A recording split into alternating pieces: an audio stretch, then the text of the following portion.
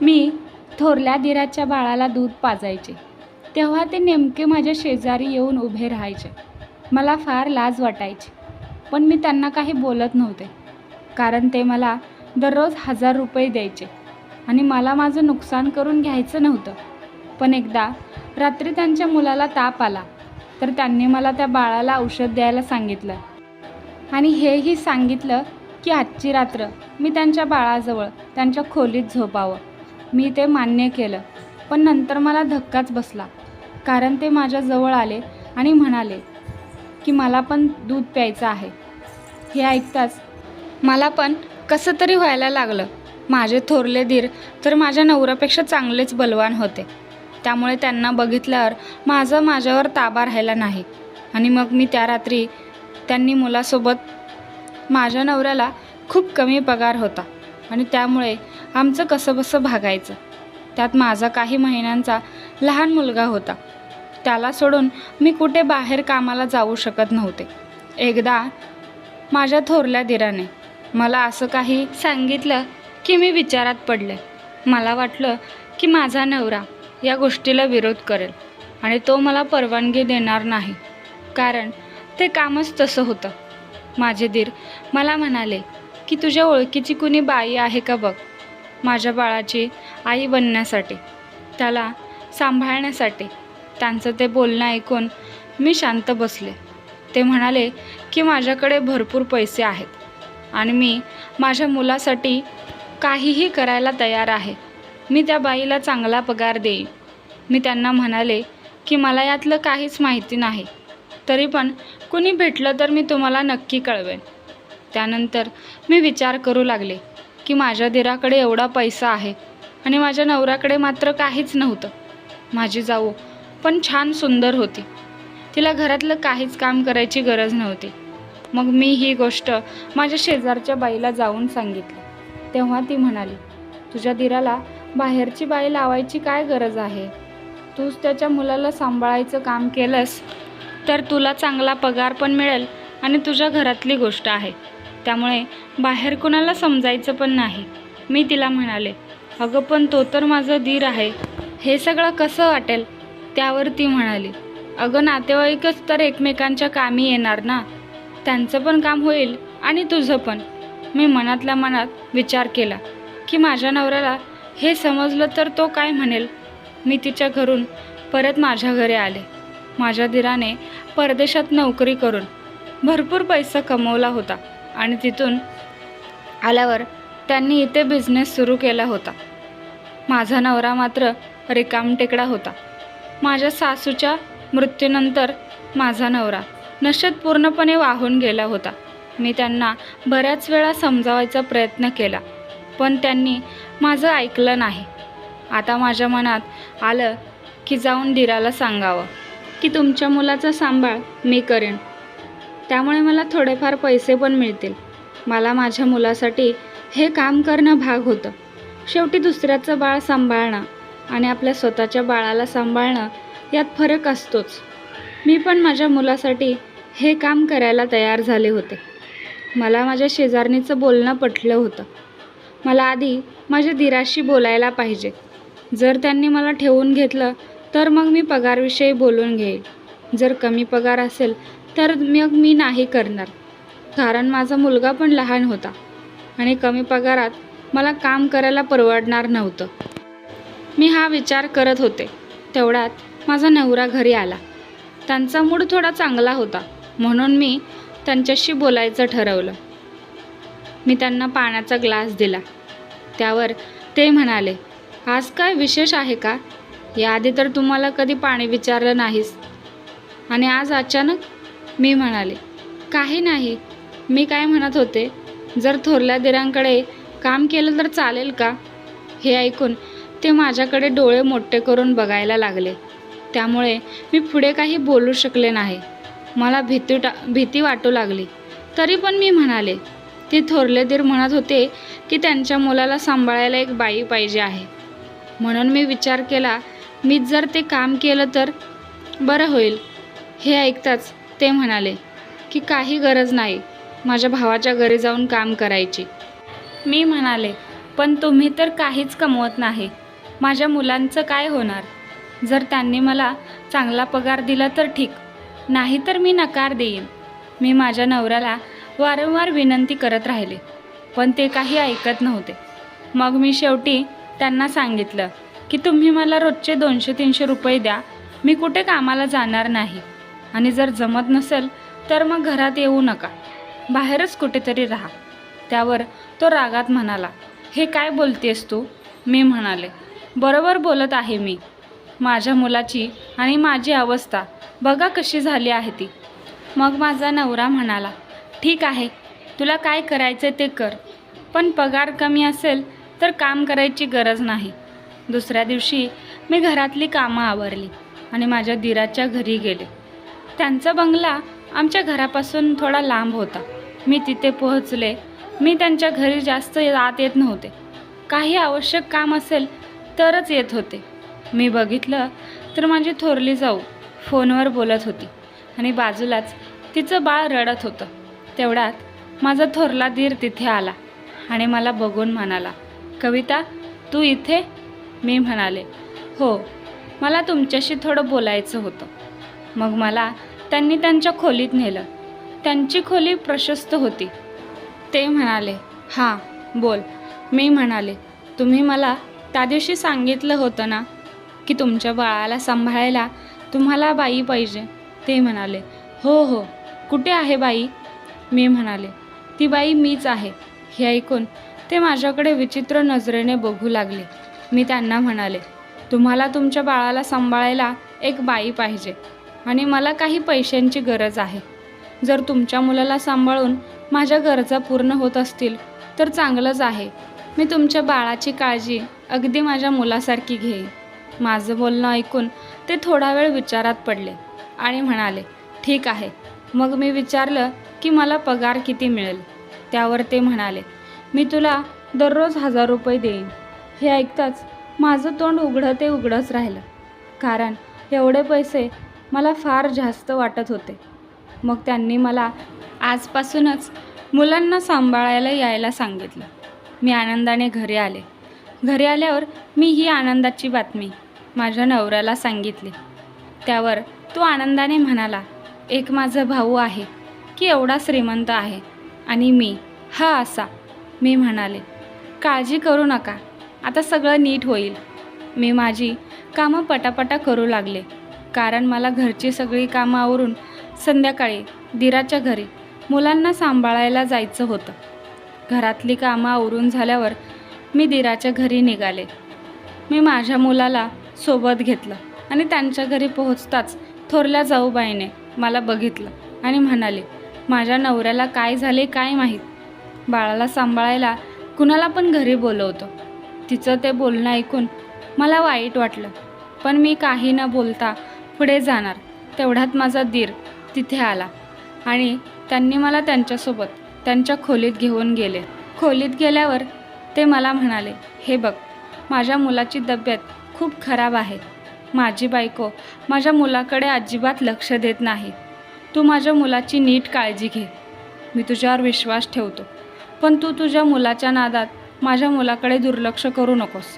मी त्यांना सांगितलं की तुम्ही अजिबात काळजी करू नका. मी तुमच्या मुलाला माझा मुलगा समजूनच त्याचा सांभाळ करेन. मी त्यांना सांगितलं की तुम्ही अजिबात काळजी करू नका. मी तुमच्या मुलाला माझा मुलगा समजूनच त्याचा सांभाळ करेन.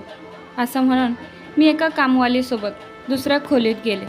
ती खोली त्यांच्या मुलासाठीच बनवली होती. तो मुलगा जोरजोरात रडत होता. त्याला बहुतेक भूक लागली होती. मी त्याला जवळ घेतलं आणि शांत केलं. थोड्या वेळात तो शांतपणे झोपला. माझा मुलगा हे सगळं बघत होता. तो माझ्या मांडीवर येण्यासाठी धडपडत होता, पण त्यावेळी माझ्या मांडीवर दिराचा मुलगा होता. त्यामुळे मी माझ्या मुलाला घेऊ शकत नव्हते.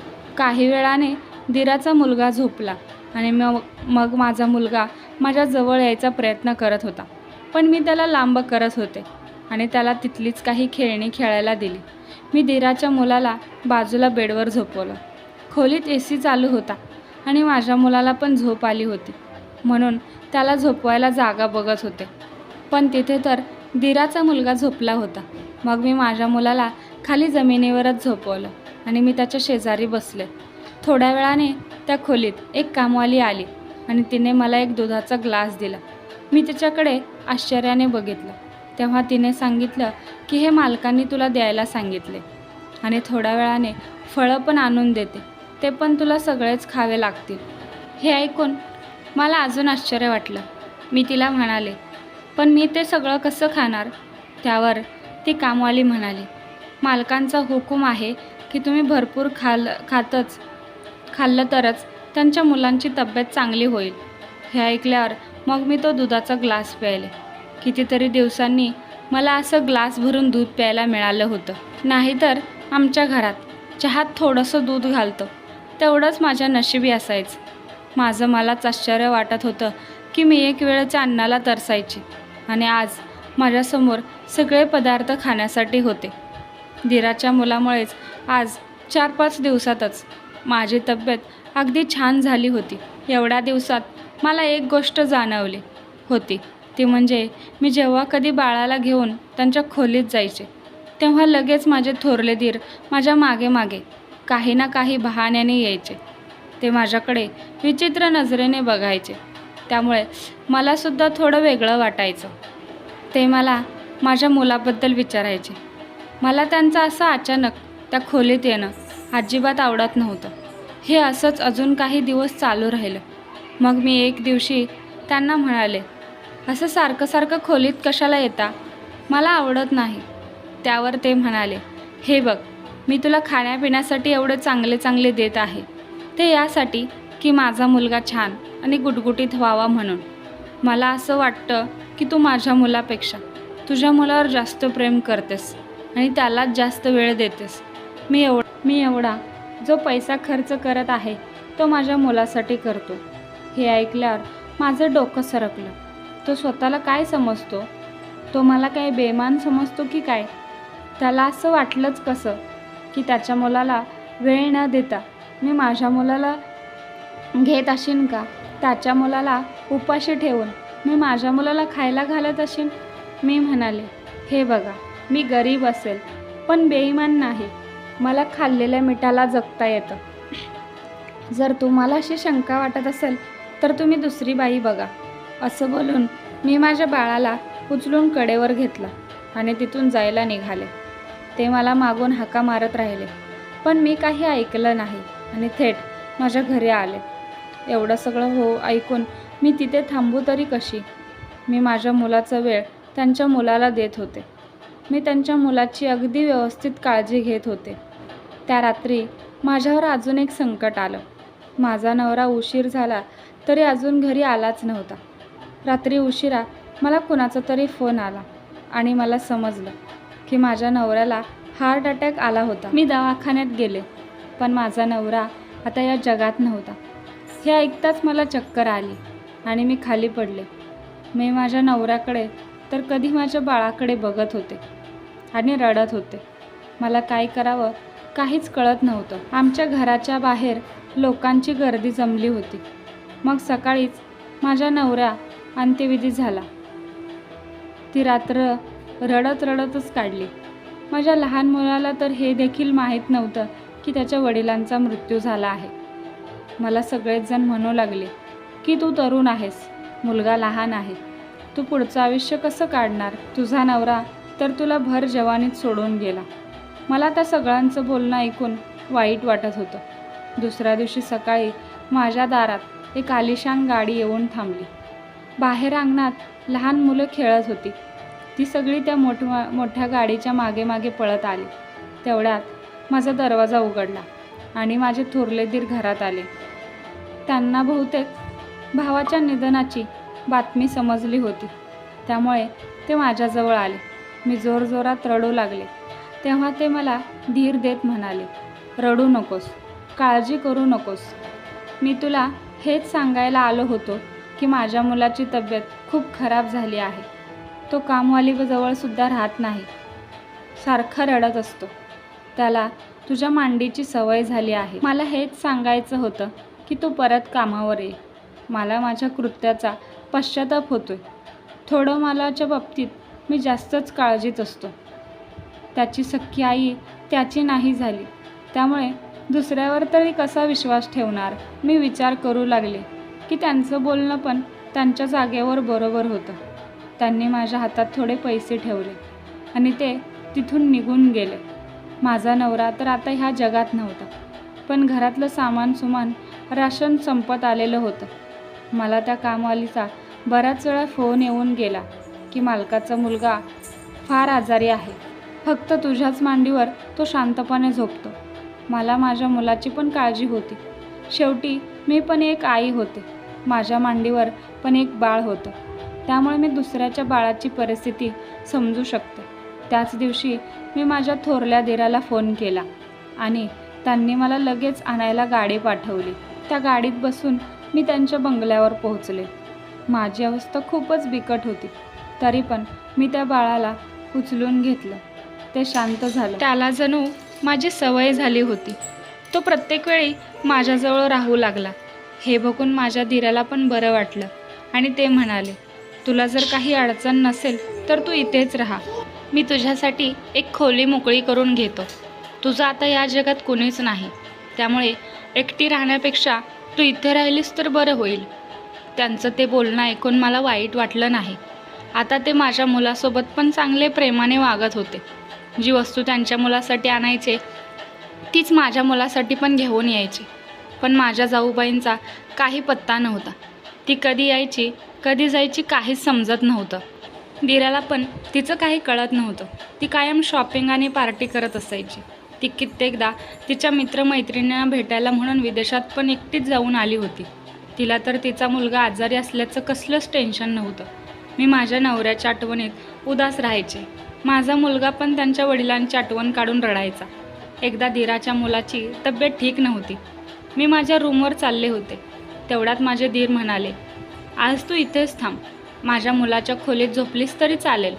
माझ्या मुलाची तब्येत खूप खराब आहे आणि तो तुझ्याशिवाय झोपत नाही. मग नाईलाजाने मला तिथंच राहावं लागलं. अर्ध्या रात्री दिराचा मुलगा भुकेने जागा झाला. मी त्याला दूध पाजू लागले, तेवढ्यात अचानक माझे दीर खोलीत आले. मी त्यांच्याकडे बघितलं नाही आणि मी त्या बाळाला दूध पाजण्यात व्यस्त होते. मला त्यांच्या पावलांचा आवाज आला तशी मी घाबरून त्यांच्या मुलाला दूर करायचा प्रयत्न करू लागले, पण त्याला झोप लागली होती आणि त्याची तब्येत पण थोडी ठीक झाली होती. मला बघून माझे दीर खुर्ची घेऊन माझ्या समोर येऊन बसले आणि त्यानंतर जे जे काही बोलले ते ऐकून माझ्या पायाखालची जमीनच सरकली. ते म्हणाले, मी जे सांगतोय ते नीट ऐक. मला एका अशा मुलीशी लग्न करायचं होतं जी फक्त गृहस्थीच नाही तर सगळ्या बाबतीत हुशार असावी. तिने माझ्या घरातल्यांना तर सांभाळावं, पण त्याचबरोबर माझ्या होणाऱ्या मुलाचं पण तिनं चांगला सांभाळ करावा. पण मी जिशाशी लग्न केलं तिच्यात तर यातली एक पण गोष्ट नाही. त्यामुळे मला असं वाटते की तू विचार कर आणि मग माझ्याशी लग्न कर. तू माझ्या मुलाला तुझ्या मुलासारखं सांभाळतेस, त्याला पण तुझा चांगलाच लळा लागलाय. मला तुला त्याची आई बनवायला आवडेल. हे सगळं ऐकताच मला राग आला. माझा चेहरा रागाने लाल झाला होता. मी म्हणाले, मी फक्त माझ्या नवऱ्यावर प्रेम केलंय. मी असं कसं तुमच्याशी लग्न करू? अजून त्यांच्या आत्म्याला शांती पण मिळाली नसेल. असं बोलून मी माझ्या रूमकडे निघाले. तेवढ्यात माझे दीर म्हणाले, तुला तुझा निर्णय घ्यायचा पूर्ण अधिकार आहे. पूर्ण विचार करून मग निर्णय घे. माझे दीर माझ्या मुलाशी खूप चांगले आणि प्रेमाने वागत होते. त्याला तर त्या सगळ्या सुखसुविधा मिळत होत्या ज्या श्रीमंतांच्या मुलांना मिळायच्या. मी बराच विचार केला आणि मग माझ्या मुलाच्या भविष्यासाठी मी दीराचा प्रस्ताव मान्य केला. पण मला माझ्या थोरल्या जाऊबाईंची भीती वाटत होती. मी त्यांना होकार देताच त्यांनी त्यांच्या बायकोला सोडचिठ्ठी दिली. तिने ओरडून खूप कांगावा केला, पण माझ्या दीराने तिच्याकडून सगळे क्रेडिट कार्ड आणि बँकचे अकाउंट काढून घेतले. आत्तापर्यंत तिने त्यांच्या पैशावरच खूप ऐश केली होती. त्यांनी तिच्याकडून सगळे हक्क आणि पैसे काढून घेतले, त्यामुळे ती पूर्ण कंगाल झाली होती. कधी कधी मला असं वाटतं की हा निर्णय घेऊन मी चुकी केली आहे, पण लग्नानंतर त्यांचं माझ्यावर असलेलं प्रेम बघून मी स्वतःला नशीबवान समजू लागले. बहुतेक माझ्या नशिबात हेच लिहिलं होतं. माझ्या मुलाला वडिलांचं प्रेम मिळत होतं आणि त्यांच्या मुलाला आईचं. मी देवाचे खूप आभार मानते की त्याने माझ्या नशिबाचे बंद दरवाजे उघडले आणि माझ्या आयुष्यात आनंद भरला.